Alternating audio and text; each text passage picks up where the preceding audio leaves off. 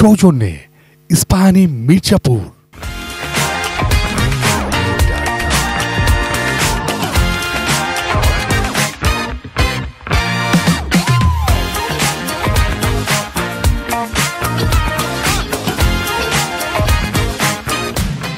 ঈদ মোবারক, সবাইকে স্বাগত জানাচ্ছি ঈদের বিশেষ আয়োজন ইস্পাহানি মির্জাপুর প্রেজেন্ট সেলিব্রিটি আড্ডায়। আপনাদের সাথে আছি আমি অর্পা হাসান। দর্শক, সিনে জগতে এমন কিছু মানুষ আছে যাদেরকে দেখলেই আমাদের মন ভালো হয়ে যায়, যাদেরকে দেখলেই দিন সুন্দর হয়ে যায়। তেমনই এক মুখকে আমরা আজকে আপনাদের সামনে হাজির করব, যাকে নিয়ে আপনাদের আলোচনার শেষ নেই, যাকে নিয়ে আপনাদের আগ্রহের শেষ নেই। দর্শক, she is none other than তমা মির্জা। কেমন আছেন? খুব ভালো আছি। ঈদ মোবারক। ঈদ মোবারক। তোমাকে অনেক সুন্দর লাগতেছে। চমৎকার লাগছে আপনাকে। মনে হচ্ছে দেখেই মনে হচ্ছে ঈদের গ্লোটা বেড়ে গেল। Thank you. কি করছেন ঈদে? ঈদে আর কি, কোরবানির ঈদ মানেই তো ধরো প্রচুর রান্না হয়, প্রচুর দাওয়াত। আর এবার ঈদে ভালো ভালো মুভি রিলিজ হয়েছে, মুভি দেখা হবে। এই তো এগুলাই, ঘোরা টোরা, খাওয়া দাওয়া। নতুন কোন কাজে আমরা আপনাকে ঈদে দেখতে পারবো? ঈদে আমার আসলে কোনো কাজ আসেনি, বাট ইনশাল্লাহ নেক্সট যে কোনো একটা ঈদে আমি চলে আসবো। আচ্ছা। আর এর বাইরে এবছর আমার আরো কিছু কাজ রেডি আছে, যেগুলো ধরো তোমার ওটিটির জন্য করেছে, ওগুলো রিলিজ হবে। যদি সিনেমাতে কাজ না থাকে, ঈদে কি বাসায় রান্না বান্না করা হয়? মানে এই যে গ্ল্যামারাস তমা মির্জাকে আমরা ক্যামেরার সামনে দেখতে পাচ্ছি, এর বাইরে কি এমন আছে যে আট ঘাট বেঁধে রান্না করতে নেমে গেছে? হ্যাঁ হ্যাঁ, এরকম অনেক হয়। আচ্ছা। আমার রান্না করা হয় এবং আমার কাছে রান্না করতে খুব ভালো লাগে। ডিফারেন্ট ডিফারেন্ট ডিশ ধরো আমার ভালো লাগে, যেমন আমি অনেক ভালো ভর্তা বানাই, তো আমার আম্মু এটাতে এক্সপার্ট।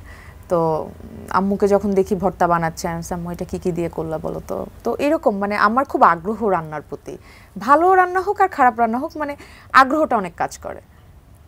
আচ্ছা, এই যে ক্যামেরার সামনে আসার পর অনেক বছর ঈদগুলো পার করলেন, ক্যামেরার আগের ঈদ মানে ক্যামেরাতে আসার আগের ঈদগুলো কেমন ছিল? আপনার কাছে কোনটা বেশি ভালো মনে হয়, যে কোনটা বেশি এনজয়েবল? দুইটা না আলাদা, আনন্দটাও আলাদা। ধরো এখনকার ঈদে কি হয় যে চাঁদ রাতে বের হয়ে সবার জন্য শপিং করা। আগে কি হতো, আমার জন্য শপিং করে নিয়ে আসতো আব্বু আম্মু, এখন আমি চাঁদ রাতে তাদের জন্য শপিং করি। তারপরে পরের দিন কি রান্না হচ্ছে দেখি। আম্মু তো আব্বু দুজনেই খুব ব্যস্ত থাকে কুরবানি নিয়ে, আমার ছোট ভাই খুব এক্সাইটেড থাকে। সন্ধ্যার পরে চেষ্টা করি, যদি সবাই, আম্মু আসলে ঈদের দিন বের হতে চায় না যদি না দাওয়াত থাকে।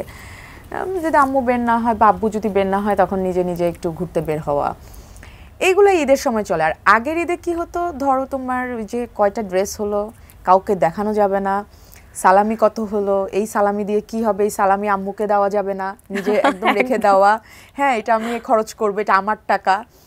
তো ওইটা আলাদা আনন্দ। তো দুটো ডিফারেন্ট ডিফারেন্ট। একটা সময় ছিল না যে মনে হয় যে সালামিটাই হচ্ছে পুরো বছরের একটা ইনকাম, ইনকাম। এক্স্যাক্টলি, মানে এই সালামির জন্যই আমরা ঈদের অপেক্ষা করতাম।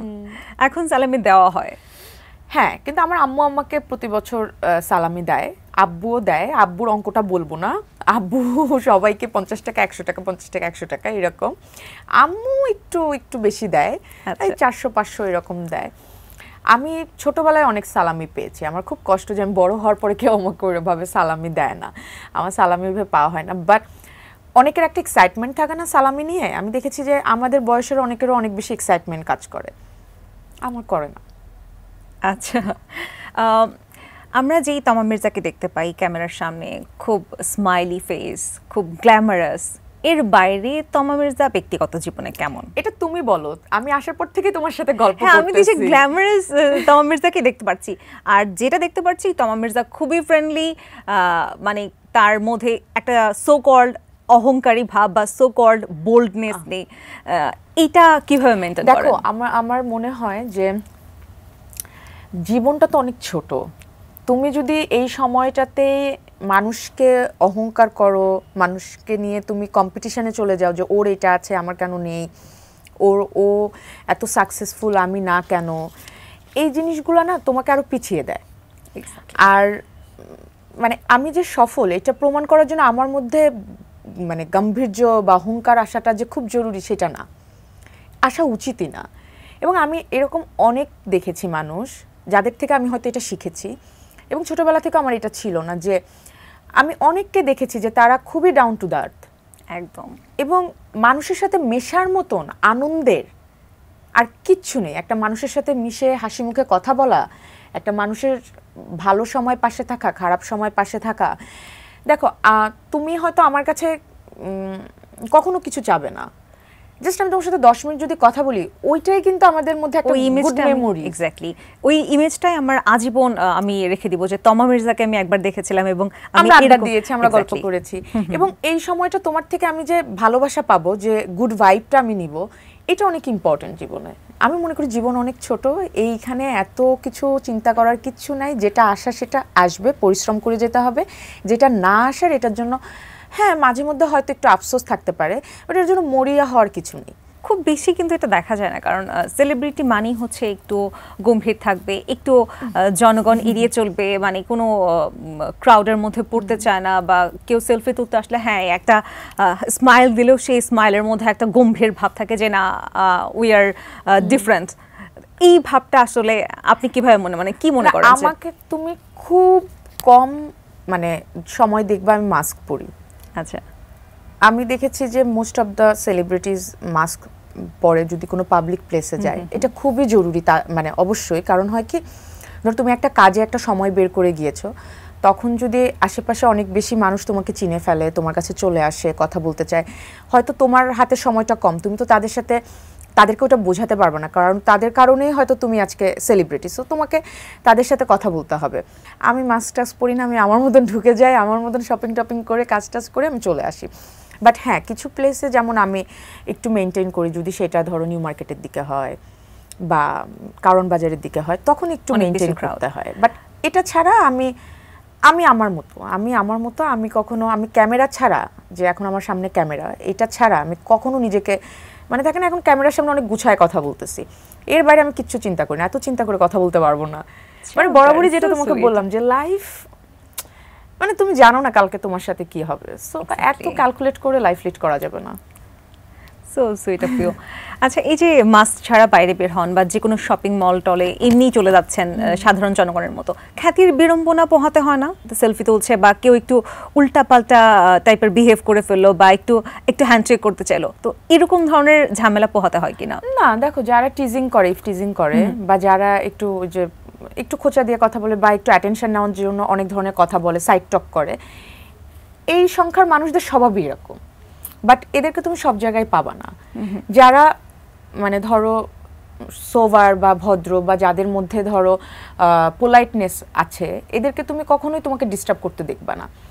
আমি এমন দেখেছি যে ধরো আমাকে চিনেছে, হয়তো বলতেছে যে ওই যে তমা মির্জা ও আসছে, যেমন আমি কিছু শপিং মলে গেলেই ওই যে গা ছুঁয়ে বলো গানটা ছেড়ে দেয়, তো আমি বুঝি যে ওরা আমাকে এটা ডেডিকেট করতেছে, সো আই ফিল গুড। তো ঠিক আছে, যারা দেখতেছে দূর থেকে হয়তো দেখছে, কেউ এসে কথা বলে যে আপু আপনার ফিল্মটা ভালো লাগছে, এইটুক সময় যদি তুমি তোমার ফ্যান ফলোয়ারদের না দিতে পারো, তোমাকে যারা পছন্দ করে তাদের দিতে না পারো, তাহলে তো তোমার এই ক্যারিয়ারটাই বৃথা আমি মনে করি। তো এই জন্য আমার ভালো লাগে, আমি এনজয় করি। চমৎকার। আপনার কাছে আবারও ফিরবো ছোট একটা বিরতির পর। দর্শক, সময় হলো ছোট্ট একটা বিরতি নেবার, সাথেই থাকুন, আড্ডা কিন্তু জমে চলেছে, তো দেখার জন্য অপেক্ষা করুন।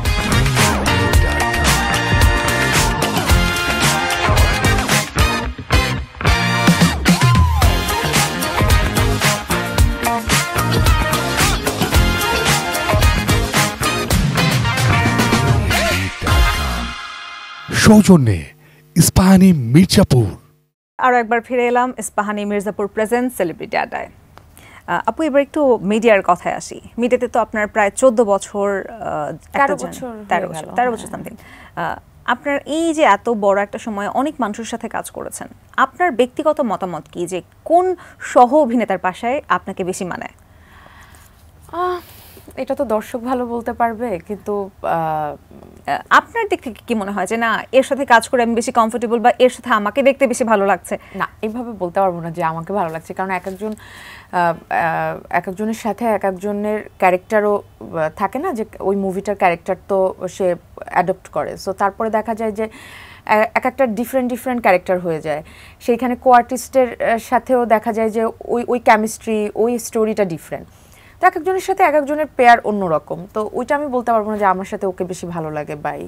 বাট আমি যাদের সাথে কাজ করেছি, সেটা বাবু ভাই থেকে শুরু করে নিশো ভাই, ইভেন আমাদের সাকিব খান, আমি যাদের সাথেই কাজ করেছি কম বেশি, চঞ্চল ভাইয়ের সাথে অনেক আগে একটা কাজ করেছিলাম, রিসেন্টলি করা হয়নি। আমার খুব ইচ্ছা যে রিসেন্টলি চঞ্চল ভাইয়ের সাথে যদি কাজ হয় খুব ভালো হবে। তো এরকম যাদের সাথে কাজ করেছে অসাধারণ মানে অভিজ্ঞতা এবং অনেক কিছু শিখেছি আমার মনে হয়েছে। আচ্ছা, এই যে এত বছর ধরে কাজ করছেন, আপনার পছন্দের কয়েকটি কাজের নাম বলেন আর কেন সেগুলো পছন্দ? দেখো এখন নিজের সব কাজই আমার কাছে ভালো লাগে, কিন্তু আমার কাজের আমি নিজে বেশি ভুল ধরি। মানে আমার কাছে দেখে মনে হয় না কিছু হয়নি, এটা আরো ভালো হতে পারতো। এবং অন্যদের অ্যাক্টিং যখন দেখি তখনও আমার সেম মনে হয় যে ওর এটা খুব ভালো হয়েছে, ওর এটা আচ্ছা এটা মনে হয় আরেকটু ভালো হতে পারতো। তো এই জায়গা থেকে আমার কাছে মনে হয় যে আমার না মনে হয় যে যারা মুভি বেশি দেখেন বা পরিচালক যারা আছেন বা যারা জুরি বোর্ডে থাকেন তাদের সবার মনে হয় নদীজনটা বেশি পছন্দ হয়েছে। দ্যাটস ওয়াই নদীজনে আমি ন্যাশনাল অ্যাওয়ার্ড পেয়েছি। তো সোফার ওইটা ভালো ফিল্ম। এবং সুরঙ্গ অফকোর্স ডেফিনেটলি আমার কাছে তো সুরঙ্গ চমৎকার লেগেছে। মানে একটা ডিফারেন্ট ভাবে আমরা আপনাকে দেখতে পেরেছি যে মানে গতানুগতিক ধারার বাইরে গিয়ে তো চমৎকার ভাবে আপনি ফুটিয়ে তুলেছেন। আমার মনে হয় দর্শক খুব বেশি পছন্দ করেছিল কাজটা। হ্যাঁ, মানে ধরো ব্যক্তি আমির সাথে ময়না ক্যারেক্টারের তো কোনো মিল নাই ডেফিনেটলি। এবং ময়না পোর্ট্রে করতে গিয়ে না আমার কখনো কিভাবে যেন শুটিং শেষ হয়ে গিয়েছে। কিন্তু ছোট ছোট অনেক জায়গা ছিল যেখানে বোঝাতে হবে যে ময়না একটু টাকার প্রতি ময়নার ভালোবাসাটা বেশি। তো ওই ছোট ছোট এক্সপ্রেশনগুলো ধরা, ওগুলো নিয়ে কাজ করা, এগুলো খুব জরুরি ছিল। বাট সব থেকে মজার যেটা হলো যে আমি হলের থেকে বের হয়ে বা এখনো শুনি মানুষ আমাকে বলে যে তোমার টাকার অনেক লোভ। আচ্ছা আমার না ময়নার টাকার হয়তো একটু লোভ ছিল। আচ্ছা, যখন কোনো ক্যারেক্টার যেটা আসলে আপনি নিজের সাথে নিজেকে মানে ওই ক্যারেক্টারটাকে মেলাতে পারেন না বা নিজের মতো না, একেবারেই ডিফারেন্ট, ওই সব ক্যারেক্টারে কাজ করতে কতটা চ্যালেঞ্জ ফেস করতে হয় বা ওই সব ক্যারেক্টারের জন্য নিজেকে কিভাবে প্রিপেয়ার করেন? আমার কাছে মনে হয়েছে যে সুরঙ্গর ময়না ক্যারেক্টারটা আমার জন্য একটু ইজি ছিল, কিন্তু আমার কাছে খুব কঠিন ছিল ফ্রাইডের মুনা ক্যারেক্টার। আচ্ছা, আমি যখন ফ্রাইডে করেছি তখন ধরো আমাদের এখানে তো থ্রিলার মুভি খুব কম হয়। এরপরে ধরো একটা মেয়ে তার ফ্যামিলির সবাইকে নৃশংসভাবে খুন করছে, এই ধরনের তো জীবনে এক্সপিরিয়েন্স তো বাদই দাও, এরকম তো ঘটনা সামনাসামনিও দেখা হয়নি। তো তখন একটা মানুষের সাইকোলজিক্যাল আসলে কি লেভেলের ডিসঅর্ডার হয় এবং সে কি ধরনের মেন্টাল স্ট্রেসে থাকলে বা কতটা কষ্ট থেকে একটা মানুষ এই ধরনের নৃশংস কাজ করতে পারে যে তার ফ্যামিলির বাবা মা বোনকে সে খুন করেছে। তো এরকম একটা ক্যারেক্টার প্লে করতে গিয়ে তখন আমার কাছে মনে হয়েছে যে এটা একটু চ্যালেঞ্জিং, কারণ আমি তো জানি না এক্স্যাক্টলি তখন মুনার মাথার মধ্যে কি ঘুরছিল এবং ওর ছোটবেলা থেকে কতটা ট্রমার মধ্যে থেকে ও গেছে। তো ওইটাকে ফুটিয়ে তোলা নিজের মতো করে এটা আমার জন্য অনেক চ্যালেঞ্জিং ছিল। অ্যান্ড আমি মাশাল্লাহ আলহামদুলিল্লাহ এটা রিলিজের পরে মানুষ আমাকে যেভাবে মুনা ক্যারেক্টারটাকে একসেপ্ট করছে, যেভাবে আমাকে বলছে যে ভালো করছো, অ্যাপ্রিসিয়েট করছে, আমার মনে হয়েছে আচ্ছা কিছুটা হলেও আমি সার্থক। তো এই মুনা আমার জন্য অনেক চ্যালেঞ্জিং ক্যারেক্টার ছিল। তো এরকম একটা চ্যালেঞ্জিং ক্যারেক্টারে কাজ করার আগে নিজেকে কি প্রিপারেশন নেওয়ান বা ভাবতে হয় যে আমি এই ক্যারেক্টার করতে যাব বা নিজের মধ্যে এরকম কোনো কিছু অ্যাডপ্ট করা যে যেখানে আপনি কাজ করতে গেলে কমফোর্টেবলি বা স্মুথলি করতে পারবেন, এরকম কোনো প্রিপারেশন নেওয়া হয় কিনা? আমাকে দেখলে হয়তো বোঝা যায় না, আমাকে শুটিংয়ে সবাই বলে যে ও তো একদম মানে রিল্যাক্স ঘুরে বেড়াচ্ছে, খাচ্ছে, এই করতেছে, স্ক্রিপ্ট পড়তেছে, বাট ক্যামেরা অন হলেও she is a different person, একদম ফর্মে চলে আসে। হ্যাঁ, যেটা আমি তোমাকে বললাম যে ক্যামেরার সামনে আমি একটা ডিফারেন্ট পারসন। ওই সময় থেকে আমি ভাবি যে আচ্ছা ও কিভাবে হাসবে, ও কিভাবে কথা বলবে। ও যেমন এই যে মুনার কথা বলছিলাম বা সুরঙ্গর ময়নার কথা, ময়নার সময় আমার মনে হয়েছে যে লোভী মেয়েদের এক্সপ্রেশন কেমন হতে পারে, মানে এটা বোঝাও যাবে, আবার মেয়েটা একটু ইনোসেন্টও। হ্যাঁ, যে ময়নাকে কিন্তু দেখবা ও কিন্তু অনেক ইনোসেন্টও আছে। ও বলে যে ব্যাংক থেকে টাকা লুট করে এনে ও আবার বলে কি টাকাগুলো ব্যাংকে রেখে আসি, মানে ও কিন্তু ইনোসেন্টও আছে। হ্যাঁ, তো এই জিনিসগুলোকে মানে এটা তো ছোট ছোট জিনিস, একটু এক্সট্রা বা একটু এক্সপ্রেশন বেশি হয়ে গেলে তখন আবার মনে হবে ওভার অ্যাক্টিং। তো অফকোর্স আমি আমার ডিরেক্টরকে থ্যাঙ্কস জানাবো যে একটা দুটো সময় এরকম হয়েছে, আমাকে বলছে যে ওভার অ্যাক্টিং হচ্ছে, কি করতেছে এগুলা। তো তার বাদে ম্যাক্সিমাম যখন প্রথম 2-3 দিন পরে ক্যারেক্টারে ঢুকে গিয়েছি তখন আর প্রবলেম হয়নি। তো এরকম আমার স্টাডি হলো, ধরো আমি নিজে নিজে ভাবি, নিজে নিজে যে আচ্ছা এটা কি হইতে পারে, কেমন হতে পারে, আয়নার সামনে একটু এক্সপ্রেশন দিই, আবার নিজে নিজে হাসি যে কি উদ্ভট লাগতেছে আমাকে, এই আর কি। আচ্ছা, কাজ করতে করতে কখনো কারোর উপর রাগ হয়ে মনে মনে গালি দিয়েছেন? গালি দিইনি, বাট রাগ হচ্ছে অনেক। রাগ হলে কি করেন, মানে সেটাকে এক্সপ্রেস কিভাবে করেন? আমরা আছে না মনে মনে গালি দেই, ধরো এটা কি করলো, বিড়বিড় করে বলি। আমার যেটা হয়, ধরো আমার রাগ হয় দুই ধরনের আমি দেখছি। একটা হলো যে আমি যখন অনেক বেশি রেগে যাই বা অনেক বেশি কষ্ট পাই, আমার রাগ এবং কষ্টের আমি দেখছি যে রিয়াকশন একই রকম হয়। আমি যদি অনেক রেগে যাই বা আমি যদি অনেক কষ্ট পাই, আমি তখন চুপ হয়ে যাই। আচ্ছা, মানে ওটা তুমি বুঝবা না, তুমি দেখলেও বুঝবা না, মানে আমি রেগে গেছি বা আমি কষ্ট পাচ্ছি এটাও দেখলে বুঝবা না। আর যখন মানে এটা আচ্ছা সহনীয়, তখন ধরো এরকম করতে থাকি রেগে গেলে। হ্যাঁ, মানে তুমি দেখলে বুঝবা যে ও ডিস্টার্ব, কাতর, আর অধিক রাগে পাথর। আচ্ছা, বাংলাদেশের মিডিয়াতে বায়াসনেস আছে বলে মনে করেন কিনা? যে এরকম হয় না যে পরিচালক বা প্রযোজকদের সাথে ভালো একটা রিলেশন মেনটেন করতে পারলে তারা বেশি কাজ পায় বা ভালো কাজ পায়, এই ধরনের কোনো এক্সপিরিয়েন্স আছে কিনা বা আপনার সাথে কখনো হয়েছে কিনা? একদম নেই বলবো না, আর খুব আছে সেটাও বলবো না। তবে আমাদের ইন্ডাস্ট্রিতে যেটা হয় যে ভালোর কদরটা একটু কম হয়।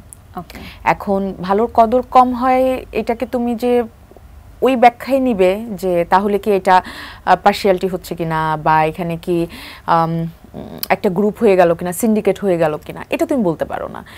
আমাদের এখানে বরাবরই যে কোনো প্রফেশনে দেখবা তুমি, যে ভালো তার কদরটা একটু কম হয়। শুধু আমি স্কুল লাইফে দেখছি যে ভালো স্টুডেন্টকে সবাই খুব মাথায় করে রাখে, হ্যাঁ, কিন্তু এর পরে গিয়ে আমি দেখেছি যে কদরও কম হয়, তার পেছনে শত্রুও অনেক লেগে যায়। তার ভালো দিকটার থেকে তার যদি কোনো কিছু নেগেটিভ থাকে ওইটাকে হাইলাইট করার চেষ্টা করা হয়। তো যে কোনো ভালোর কদর, সেটা একজন আর্টিস্ট হতে পারে, সেটা একটা মুভি হতে পারে, সেটা মানে এই সেক্টরে যে কোনো কিছু হতে পারে। দেখবে একটা ভালো মুভিরও কদর সহসা হয় না। তার পিছনে এটার কি কারণ আমি জানি না। আমি এরকম দেখেছি, ধরো অনেক ভালো মুভি রিলিজের আগে সেটা নিয়ে অনেক ধরনের মানুষ খারাপ দিকগুলো তুলে ধরার চেষ্টা করে, হ্যাঁ, কন্ট্রোভার্সিতে আনার চেষ্টা করে। একজন আর্টিস্ট খুব ভালো করছে, যেমন কিছুদিন আগে ফারিনের আমি দেখেছি যে ওর গান নিয়ে কথা হচ্ছে যে খালি গলায় গাইতে পারছে না বা কিছু, বাট মানে ও যে এত সুন্দর একটা গান গাইলো, ওই সময় অস্ট্রেলিয়াতে কেমন ওয়েদার, সেখানে ওর আসলে মিউজিক সিস্টেমে প্রবলেম থাকতে পারে, হ্যাঁ, ও ওই সময়টা কতটা জার্নি করে গিয়েছে, বা ওর শারীরিক অবস্থা কি, বা ওই সময় গলা ভাঙা থাকতে পারে, বা মিউজিশিয়ানের সাথে ওর হয়তো তখন সিঙ্ক হচ্ছিল না। এই জিনিসগুলো নিয়ে কিন্তু আমরা ওকে কোনো কথা বলারও সুযোগ দিইনি, কিন্তু এক্স্যাক্টলি আমরা ওকে ট্রল করতেছি। তো এইরকম মানে ওর তো অনেক ভালো গুণ, হ্যাঁ, একটা একটু মনে হয়েছে পছন্দ হয়নি, ব্যাস ওই জিনিসটাকেই আমরা সামনে নিয়ে আসছি। তো এরকম অনেক জিনিস আছে যে আমরা ভালোর কদরটা একটু কম করি। তবে আপনার কাছে আবারও ফিরবো আরেকটি বিরতির পর। দর্শক, সময় হলো আরেকটা ছোট্ট বিরতি নেবার, সাথেই থাকুন।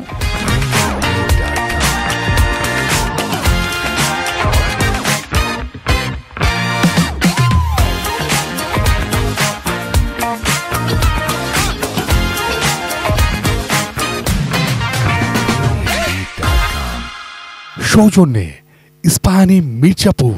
দর্শক, বিরতির পর আরও একবার স্বাগত জানাচ্ছি ইস্পাহানি মির্জাপুর প্রেজেন্ট সেলিব্রিটি আড্ডায়। তবে আপনার কাছে আমার এবারের প্রশ্ন, ফ্রাইডেতে আপনি যখন শেষ সিনটা করেছিলেন, খুব ঠান্ডা মাথায় অনেকগুলো মানুষ খুন করতে হচ্ছে, যেটা আসলে খুব ভয়াবহ একটা ব্যাপার, মানুষ চিন্তাতে ওইটা আনতে পারে না। তো কেমন ছিল ওই সিনে কাজ করার সময় আপনার অভিজ্ঞতা? কেমন লাগছিল ওইটা ফিল করে কাজটা করতে? দেখো, যারা আমার বাবা মার ক্যারেক্টারটা প্লে করছেন, ওনারা মানে শুটিং চলাকালীন তো একটা বন্ডিং হয়ে গেছেই, মানে ওই সময় তো একটা বন্ডিং হয়েছে আমাদের। এর বাইরেও কিন্তু আমি ওনাদেরকে চিনি, আঙ্কেল ডাকতাম যিনি বাবা করেছেন, মা যিনি করেছেন আপু ডাকতাম। তো আবার পুরো শুটিংয়ে তো আব্বু আম্মু ডাকছি, মা বাবা ডাকছি, এবং মেকআপটাও এত রিয়েলিস্টিক ছিল। তো ধরো এমনি কি হয় যে ফাইটিং সিন বা কাউকে চট থাপ্পড় মারা এটা একটা জিনিস, বাট মা বাবা ডাকছি, তাদেরকে মেরে ফেলার সিন করা, এবং আমি আমার আব্বু আম্মুর সাথে এত বেশি অ্যাটাচড, মানে আমি লিটারেলি মানে আমার খুব প্রথম যখন বাবাকে মেরে ফেলা হয় এবং ওই মেকআপটা এত রিয়েলিস্টিক ছিল, আমি আমার ডিরেক্টরকে বলছিলাম যে আমি এটা কিভাবে করব, মানে এটা কিভাবে সম্ভব, এটা আমি পারবো না মনে হয়। না না না, এটা তো করতে হবে, তুমি মনে করো এটা অ্যাক্টিং মনে করলে তো অ্যাক্টিং হয়ে যাবে, কিন্তু রিয়েলিস্টিক হইতে হবে। তো প্রথমটা করার পরে, দ্বিতীয়টা করার পরে, দুটা শ্যুট করার পরে, মানে দুটা কিলিং সিন করার পরে বিশেষ করে মানসিকভাবেই আমার মনে হচ্ছিল যে আই এম নট ওকে। এবং এরপরে যা হয়েছে পুরো শুটিংটাতে, এইটা আমার ওই অ্যাবনর্মাল মানে বিহেভিয়ার থেকেই হয়ে গেছে। আচ্ছা, না আমাকে নতুন করে ভাবতে হয় না যে আমি এটা এখন গিয়ে এরকমই করব। আমার দেখবা একটা নাচতে নাচতে যাওয়ার একটা সিন আছে, একটা গান গাইতে গাইতে আজ পাশা খেলবো রে, এরকম একটা, ওই সময় কিন্তু আমার ওই গানটাই মাথায় আসছে, আমার ওইভাবেই নাচতে ইচ্ছা করছে, পক পক পকাত বলতে ইচ্ছা করছে, মানে কোনো কিছু ইম্প্রোভাইজ ছিল না। মানে ডিরেক্টর থাকে না, বলে দাও এখন এটা বলো এটা বলো, এক্স্যাক্টলি আমার যেটা ফিল হয়েছে আমি ওইটাই করছি। এবং লাস্টে যখন আসলে নাসির ভাইকে মেরে ফেলার সিন করা হয়, তো তখন লিটারেলি আমি অ্যাবনর্মালি হয়ে গেছিলাম, তখন হাসা টাসা এভরিথিংই ছিল। এবং শ্যুট শেষ করে আমি 1 মিনিটও সেটে ছিলাম না, কারণ আমি সেটে ঢুকেছি তোমার ধরো আগের দিন ভোর 5টার দিকে, এবং বের হয়েছি মানে পুরো তো একদম ডার্ক দেওয়া, যেন অন্ধকার রাত মনে হয়, যেহেতু রাতের আমরা দেখাচ্ছি। পরের দিন আমি 8টা সাড়ে 8টার দিকে সেট থেকে বের হয়েছি, এর মধ্যে আমি সেট থেকে বের হইনি। এবং আমি সারাদিন কিছু খাইনি, আমি জাস্ট একটু শরবত আমাকে বানাই দিছে যাতে আমার সুগার ফল না করে, তো এইটা হলো আমার খাওয়া ছিল। এবং ওই যে একটা খাওয়ার সিন আছে, আমি ভাত মাখায় খাচ্ছি, ওই সময় আমি খাইছি। এবং সেই জন্য হয়তো সবার ওইটা পছন্দ হয়েছে যে খাওয়াটা ওই সময়টা, মানে অনেকক্ষণ না খেয়ে থাকার পর গোগ্রাসে খাওয়াটা। এবং ওই যে আমি হাঁপায়, যে আমি পেট ধরে আসছে, আমি আসলে হাঁপাই গেছি, আমার আসলে পেট ব্যথা করতেছিল। তো আমি সেটে ছিলাম না, আমি 8টার সময় ফার্স্ট ওই সকাল দেখলাম, সূর্য দেখলাম। এরপরে আমি গিয়ে আমার যে কস্টিউমে যে আপুটা ছিল, তারপরে আমার যে অ্যাসিস্ট্যান্ট ছিল, ওদেরকে আমি বলছি তোমরা দরজার বাইরে থাকো, আমি গোসল করবো, কারণ আমার লিটারালি ভয় লাগতেছিল, কেমন যেন কাজ করতেছিল। এবং আমি বাসায় আসার পরে ওই দিনই আমরা ব্যাক করি, আর কোনো শুটিং হয়নি, ওটাই আমাদের লাস্ট শুট ছিল। আমি ব্যাক করার পরে, এটার পরে আসলে আমার মনে হয় কাজ করার ওই অপশনটা হয়তো রাখা হলে 3 দিন বাসা থেকে বের হইনি, আমার রুম থেকে আমি বের হইনি। আমার আম্মু ভাবছে যে এমন কি হলো শুটিং এ যে মেয়ে আমার রুম থেকে বের হচ্ছে না। আম্মু আসছে, তো আমি একটা সিন দেখাইছি যে আমি এই শুট করে আসছি, কারণ তখন আবার আমার ভাইয়ের পরীক্ষা চলছিল, আম্মু আমার সাথে যেতে পারেনি শুটিং এ। তো আমি দেখানোর পরে আম্মু বলে ঠিক আছে তুমি ঘরেই থাকো, ঘুমাই থাকো, এগুলো কি করে আসছো তুমি, এরকম শুটিং আর কইরো না। আচ্ছা ঠিক আছে। তো এইটা হলো আমার, মানে আমি সুরঙ্গনীয় তোমাকে এত ডিটেইলস বলতে পারবো না, যতটা আমার স্মৃতি আসলে ফ্রাইডের সাথে। আচ্ছা, এই ফ্রাইডের কাজটা যখন রিলিজ হলো তখন আপনার বাবা মা কি দেখেছে? হ্যাঁ, তাদের অভিজ্ঞতা বা তাদের কি এক্সপেরিয়েন্স ছিল যখন এটা মানে বসুন্ধরাতেই তো, হ্যাঁ প্রিমিয়ার করছে যখন শেষ হয়েছে, আমি লিটারালি আমি গিয়ে আমার আব্বু আম্মুকে জড়াই ধরে আমি কান্না করে দিয়েছি। মানে আমার এটা খুব প্রবলেম, আমি কখনো মুভি দেখলে বা শুটে থাকলে আমি ওটার মধ্যে এত বেশি ইনভলভ হয়ে যাই। তো মুভিটা দেখার পরেও আমি ওটার মধ্যে এত বেশি ইনভলভ হয়েছিলাম, আমি গিয়ে আগে জড়াই ধরে যে না আমার বাবা মা ঠিক আছে, আমি কিন্তু এরকম না, বাবা মা মানে হ্যাঁ। অ্যান্ড আমার আব্বু আম্মু আমাকে বলছে যে এটা আমার best work. Wow, such a nice compliment. আচ্ছা, আমরা একদমই ব্যক্তিগত আমার কাছে আসি, নিজেকে নিয়ে দুটো খারাপ আর ভালো গুণ বলবেন। আমি অনেক রাগী। আচ্ছা, রাগটা কমানো উচিত আমার মনে হয়, যদিও রাগটা আমি সবার পরে দেখাই না, রাগটা আমি আমার নিজের কিছু স্পেসিফিক মানুষের জন্য তোলা না, নিজেকে কষ্ট দিই, অনেক কষ্ট দিই। মানে এটা ঠিক না, নিজেকে কষ্ট দেওয়াটা ঠিক না, যে আমি কারোর উপরে রাগ হয়ে কেমন, সেটা ধরো আমি হয়তো 2 দিন 3 দিন রুম থেকে বের হলাম না, বাসা থেকে বের হলাম না, গান শুনছি, ঠিকঠাক মতন খাচ্ছি না, মানে আমি নিজেকে কষ্ট দিই। মানে আমি তখন না, মানে থাকে না যে নর্মাল লাইফ থেকে একটু সরে যাই, যে আমি স্বাভাবিক যেরকম আমার লাইফস্টাইল জীবনযাপন ওইখান থেকে একটু সরে যাই। তো এটা ঠিক না, মানে কারোর রাগ হলে, কারোর জিদ হলে ওইটা ওখানে ঝেড়ে দেওয়া উচিত বা বলে দেওয়া উচিত, বা নিজেকে ঠান্ডা করা উচিত। এখন যদি আমি অনেকটা ভালো হয়ে গেছি, ফিল করেছি না আমি কেন কষ্ট পাবো, ফ্রেন্ডদেরকে বলি যে শোনো আমি কিন্তু এখন ভালো হয়ে গেছি, এখন ময়নার মতন, ময়না কিন্তু ভালো হয়ে গেছে, এরকম টাইপের। এটা আমার খুব খারাপ।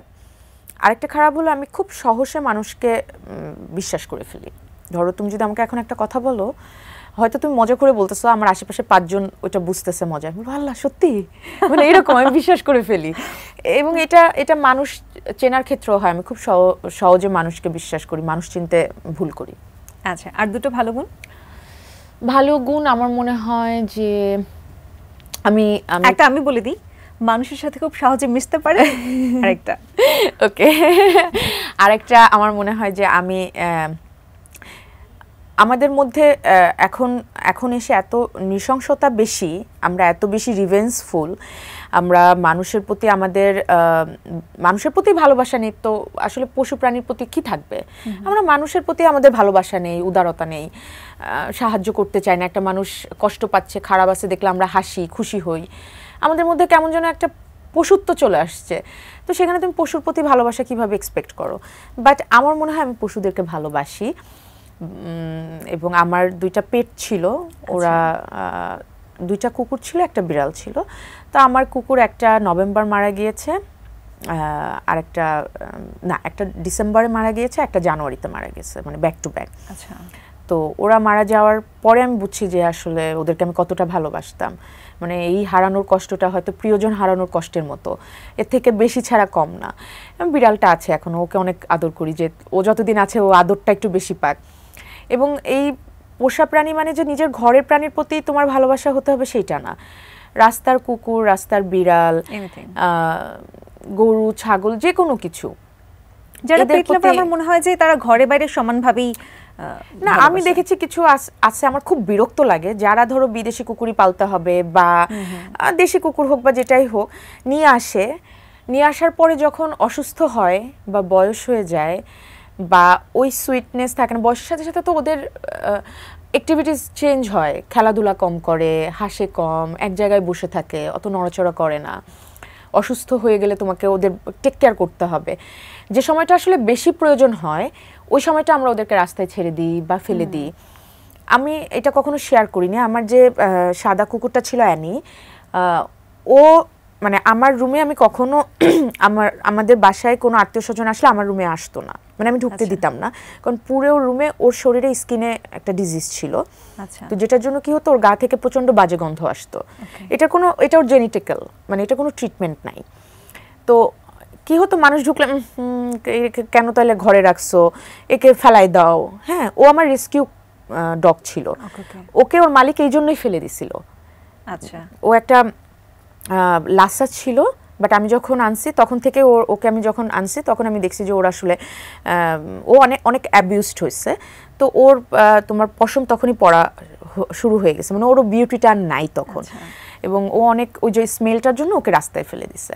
তো ওকে আমি রেস্কিউ করে আনছিলাম 2016 লাস্ট 17তে আমি ওকে রেস্কিউ করছি। 17 থেকে যতদিন বেঁচে ছিল, এমন কেউ নেই যে আমাকে বলে নাই যে ওকে দিয়ে দাও, ওকে কেন রাখতেছো, ও অসুস্থ, ও চোখে দেখতো না, বুঝছো, ওকে খাওয়াই দিতে হইতো, হ্যাঁ কেন রাখছো।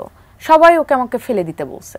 আমি বলছি ওকে আমি সেই দিনই ফেলে, মানে কি সেই দিনই আমার বাসা থেকে বের করবো যেদিন ও মারা যাবে। তো এই ভালোবাসাগুলো খুব জরুরি, যেটা নেই। তো আই ফিল যে আমার ভালোবাসাটা আছে, এটা আমার ভালো গুণ। So sweet of you. মানে এটা খুব রেয়ার দেখা যায় যে আছে না, ব্যক্তিগত জীবনের বাইরেও মাঝে মাঝে মনে হতে পারে যে আমি তো সেলিব্রিটি, তো আমি এইসব ছোটোখাটো জিনিসের মধ্যে কেন থাকবো। কিন্তু আপনি যে এই দিকটা নিয়েও এত গভীরভাবে চিন্তা করেন, ভেবে শুনে খুব ভালো লাগছে। Thank you. So sweet of you. দর্শক, সময় হলো আরেকটা ছোট বিরতি নেবার, সাথেই থাকুন, ফিরে এসে থাকছে মজার একটা সেগমেন্ট।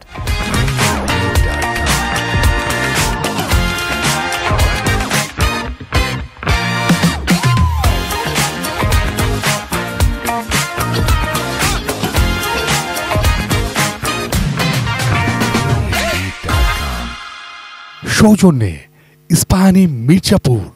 আরও একবার স্বাগত জানাচ্ছি ইস্পাহানি মির্জাপুর প্রেজেন্ট সেলিব্রিটি আড্ডায়। এবার থাকছে একটি সেগমেন্ট যেখানে আমি তমা মির্জাকে 10টি প্রশ্ন করব, উত্তর দিতে হবে হ্যাঁ না এবং খুব দ্রুত, ঠিক আছে? কোনো সময় নেওয়া যাবে না, চিন্তা করা যাবে না। তমা খেতে পছন্দ করে? হ্যাঁ। তমা খুব কর্মঠ, অ্যাক্টিভ? না। না। ওকে। তমা দেখতে খুব সুন্দর? না। ওকে। তমা অহংকারী? না। না। ওকে। তমা প্ল্যান্ট লাভার? প্ল্যান্ট লাভার? প্ল্যান্ট লাভার, গাছ পছন্দ এক্স্যাক্টলি করে। আচ্ছা, হ্যাঁ। ওকে, তমা সেলফ লাভার, নার্সিসিস্ট? না। ওকে, তমা ফ্যামিলি সিক? ইয়েস। তমা চমৎকার গান করে? পচা গান করি না। তমা নাচতে পারে না? নাচতে পারি আমি। ওকে। তমা অভিনয়ের জন্য পারফেক্ট এখন? ওকে। তমা ঘুরতে খুব পছন্দ করে? হ্যাঁ। তমা শপিং ফ্রিক? হ্যাঁ। তমা খাওয়াতে পছন্দ করে? হ্যাঁ। তোমার রাফির সাথে প্রেম আছে? না। তুমি কেন এত দ্রুত বলতেছিলে, আমি বুঝতেছিলাম যে এরকম একটা কোনো প্রশ্ন আসতে যাচ্ছে আমার। ওকে, লাভ নাই শোনা, অ্যাক্টিং করি তো বুঝি, দেখলেও বুঝি। চলো, লস্ট প্রজেক্ট। চলো। আচ্ছা, লাস্ট ওয়ান, তমা কি শীঘ্রই বিয়ে করবে? না। ও সো সরি।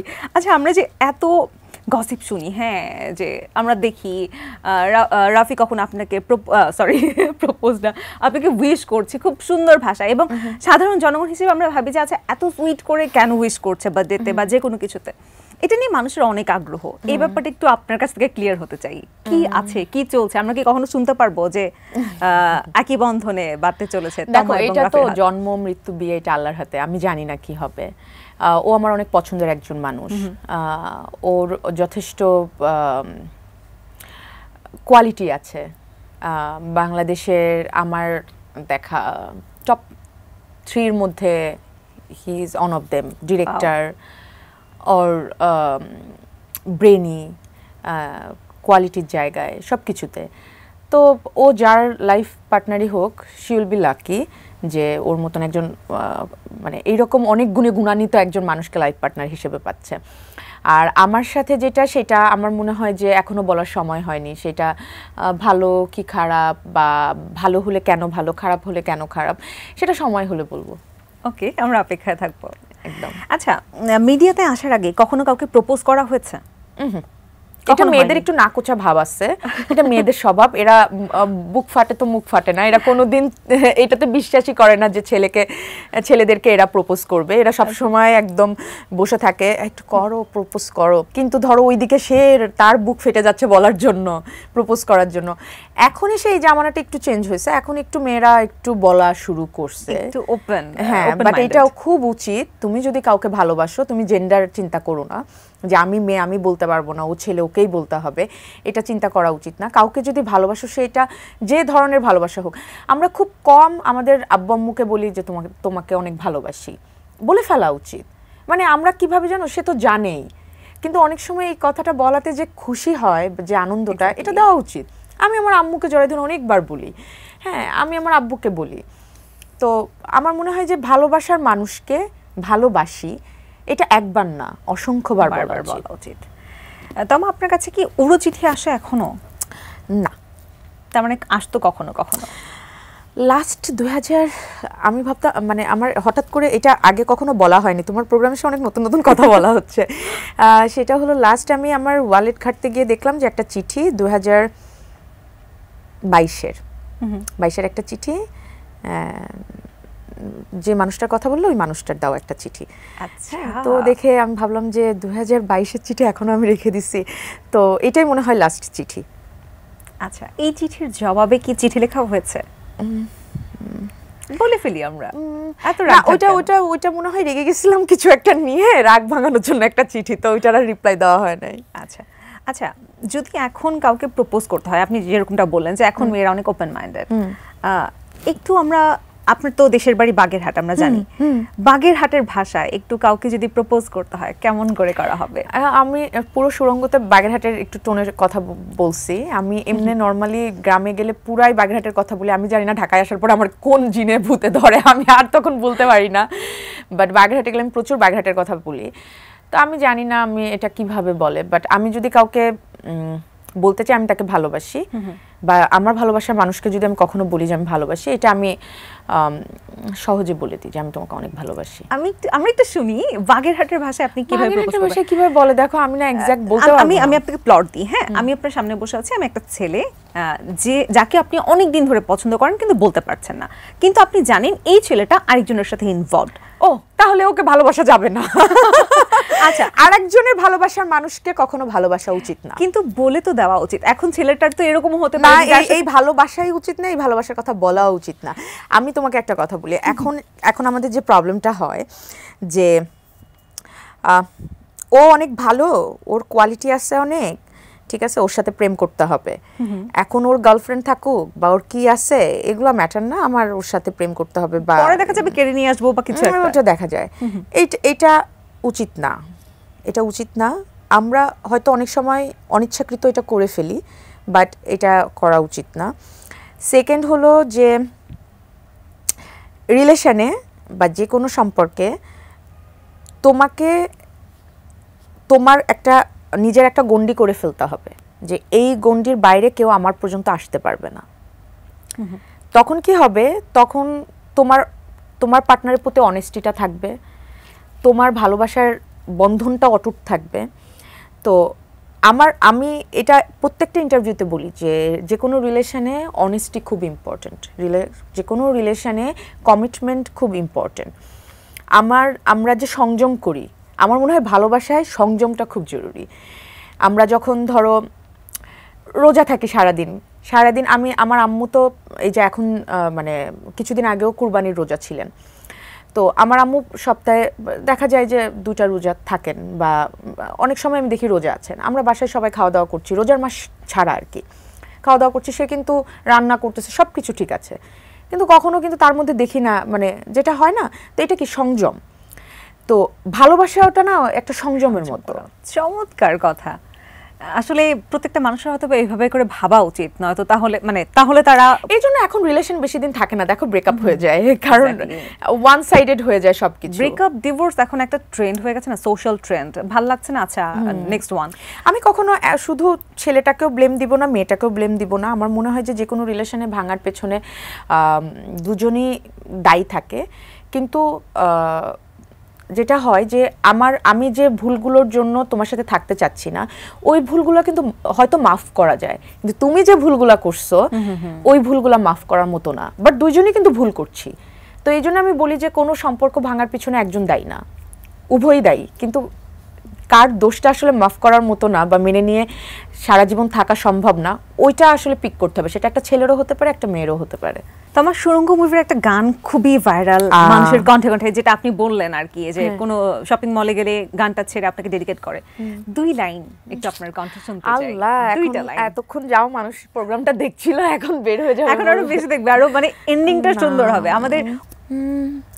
গোটা পৃথিবীতে খোঁজো আমার মতো কে তোমারে এত ভালোবাসে, এই মনের ঘরে এসো, এ বুকেরই বা পাশেতে তোমার নামই জপে। এরকমই আমি গান গাইতে পারি না। আল্লাহ, চমৎকার চমৎকার। আপনার জন্য অনেক শুভকামনা, আপনাকে আরো একবার ঈদ মোবারক এবং অনেক অনেক ধন্যবাদ আমাদের আজকের এই আড্ডাতে যোগ দেওয়ার জন্য। তোমাকেও অসংখ্য ধন্যবাদ, আমি মন খুলে আড্ডা দিয়েছি, অনেক কথা বলেছি। আই হোপ যারা দেখছেন তারা প্লিজ এটাকে জাজ করতে যাবেন না, এটা জাস্ট আমার নিজের চিন্তা ভাবনা, আমার প্রত্যেকটা মানুষেরই আলাদা আলাদা থিঙ্কিং থাকে, এটা জাস্ট সেটাই আমি শেয়ার করলাম। যদি কারো খারাপ লাগে ক্ষমা সুন্দর দৃষ্টিতে দেখবেন। আর ঈদের সময় যেহেতু আমরা ঢাকার বাইরে অনেকে ট্রাভেল করেছি, ঢাকায় আবার অনেকে ব্যাক করবো ঈদের ছুটি কাটিয়ে, আমরা যেন সাবধানভাবে পরিবার নিয়ে সুন্দরভাবে যেন ব্যাক করতে পারি, ওই সাবধানতাটা যেন থাকে। সময়ের থেকে জীবনের দাম আসলেই অনেক বেশি। আর যেহেতু অনেক পশু জবাই হয়েছে, অনেক পরিবেশের আশেপাশে দেখা যাচ্ছে যে ময়লা আবর্জনা আছে, এটা যেন আমরা নিজ উদ্যোগে আমরা যেন এটা পরিষ্কার পরিচ্ছন্ন রাখি। সবাইকে ঈদ মোবারক, অনেক অনেক ভালোবাসা। অসম্ভব সুন্দর মানসিকতার একটা মানুষ আপনি, দেখতেও যেমন মানসিকতাও সেরকম। আপনার জন্য অনেক অনেক শুভকামনা, আপনার আপকামিং কাজের জন্য শুভকামনা, আমরা সবাই অপেক্ষা করছি। দর্শক, এই ছিল আমাদের আজকের আড্ডা আয়োজনে। আশা করছি আপনাদের সবার খুব ভালো লেগেছে। জমিয়ে আনন্দ করুন। সবাইকে আরো একবার ঈদ মোবারক।